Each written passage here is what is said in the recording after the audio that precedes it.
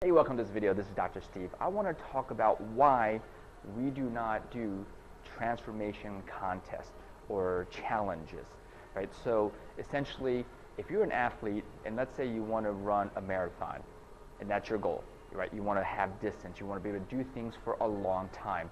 Would you go to the gym and train to be a sprinter? Probably not, because the ability to sprint, how your body adapts to sprinting, has nothing to do with your body's ability to run a marathon, right? You take a sprinter, you have them run a marathon, they're not going to last. And vice versa, if you take a marathon runner, you have them compete against a sprinter, not going to be very competitive. And it's a great analogy for you to understand why you should not do short-term, huge weight loss challenges. The reason is the action steps that you need to take, the mindset you need to have, and the behavioral patterns you need to have do not sustain weight loss. And let me explain.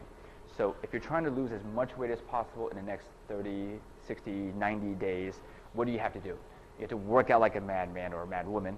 You have to make sure you're eating perfectly. Every calorie counts. You have to do everything just right. You have to really push your body to the limits. Now, some people might say it's good to push your body and your mind to the limits to give me that motivation. Here is the problem. All those thinking, mindset, behavior patterns, and actions are not what you need to keep that weight off, right? So if you want to lose as much weight as possible in the next 30 days, that is very different than trying to lose that weight permanently, right? One involves short-term pressure, stress, getting it done, whereas maintaining the body weight really needs long-term goals, doing it easily, doing it sustainably, right? So you can see the sprinting and the long distance running or the short-term weight loss versus maintaining that weight is very different. Now, some people doing the challenges may say, well, you lose that weight in the beginning and then you try to keep it off. That's like saying, well, let me train to be a sprinter in the beginning and then switch to marathon running. It just makes sense to start off training as a marathon runner, right?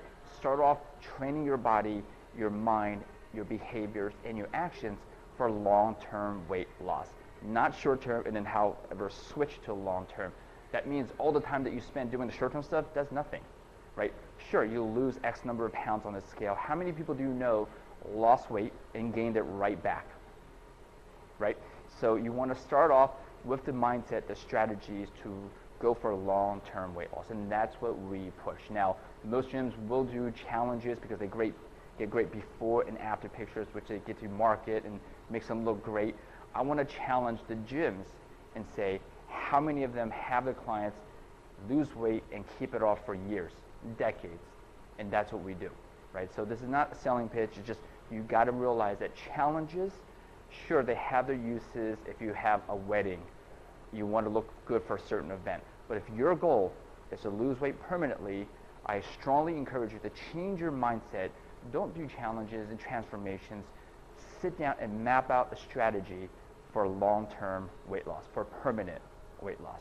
Now, if you're looking for those strategies, we've tried to come up with a program that will help you, right? We realize we can't train everyone in the area or in the country, so we have strategies, mindset, training programs, what you need to lose weight permanently.